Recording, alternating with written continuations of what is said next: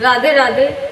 जिन भाई बहन के पास मेरी वीडियो जाती है, आप लोग से कृपया निवेदन है कि आप लोग भी मेरा सपोर्ट करिए। मेरा एक चैनल था, वो हैकर ने हैक कर लिया, मुझे नहीं मिला। मैं बहुत दिन से वीडियो बना रही हूँ।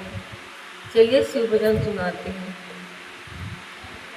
कैसन दुनिया बनौलाए जगत के गुरु, समझ में आवत नइखे।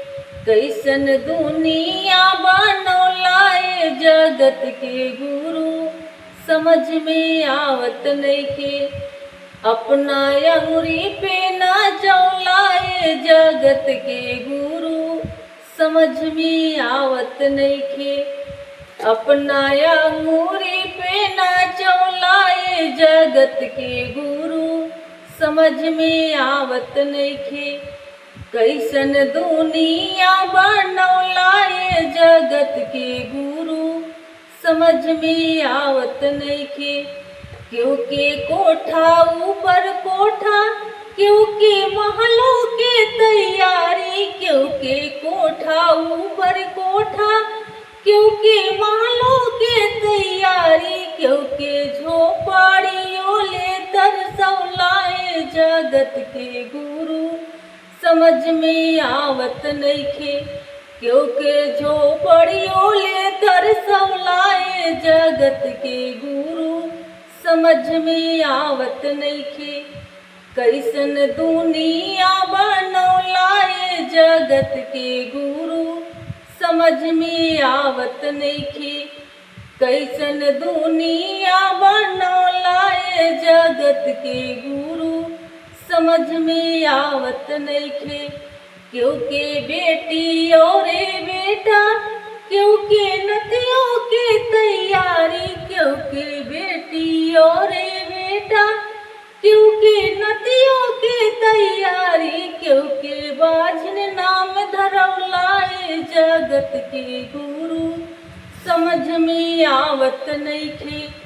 क्योंकि बाझिनी नाम धरौलाए जगत के गुरु, समझ में आवत नइखे।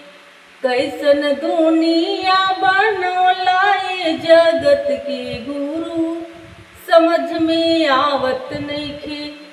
कैसन दुनिया बनौलाए जगत के गुरु, समझ में आवत नइखे। क्योंकि गाड़ी ऊपर गाड़ी, क्योंकि चरपहियों की तैयारी। क्योंकि गाड़ी ऊपर गाड़ी, क्यों चरपहियों की तैयारी। क्योंकि पैदल चाले ना दिलाए जगत के गुरु, समझ में आवत नइखे। क्योंकि पैदल ले तरसौलाए जगत के गुरु, समझ में आवत नइखे। कैसन दुनिया बनौलाए जगत के गुरु, समझ में आवत नइखे। कैसन दुनिया बनौलाए जगत के गुरु, समझ में आवत नइखे। अपना अंगुरी पे ना चौलाए जगत के गुरु, समझ में आवत नइखे। अपना अंगुरी पे ना चौलाए जगत के गुरु, समझ में आवत नइखे।